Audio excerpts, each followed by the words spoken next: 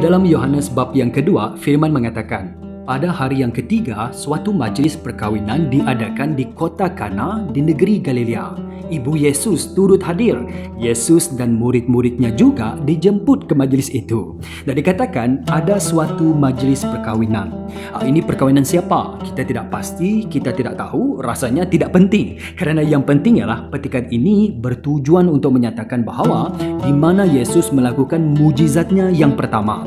Itu kamu boleh rujuk dalam ayat yang ke-11. Nah, jika mujizat pertama dilakukan semasa majlis perkawinan, tentu perkawinan sangat bermakna bagi Tuhan dan rencananya. Nah, ada banyak kebenaran yang menarik tentang perkawinan di dalam Alkitab, dan salah satu daripadanya ialah ini.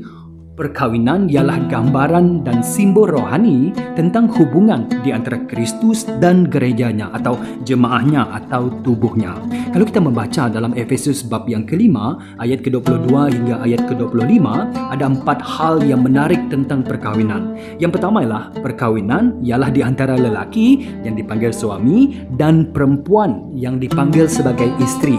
Yang kedua ialah suami ialah kepala atau pemimpin kepada istrinya sebagaimana Kristus ialah kepala kepada gerejanya.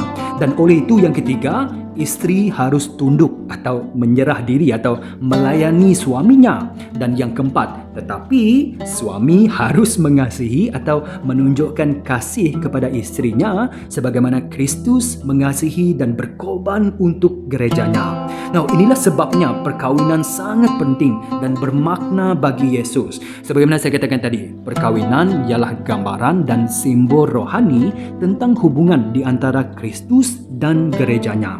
Nah, di dalam Injil Yohanes bab yang ke-19, Yesus mati di kayu salib bagi dosa kita. Nah, begitulah bagaimana dia mengasihi dan menunjukkan kasihnya kepada kita, yaitu gerejanya.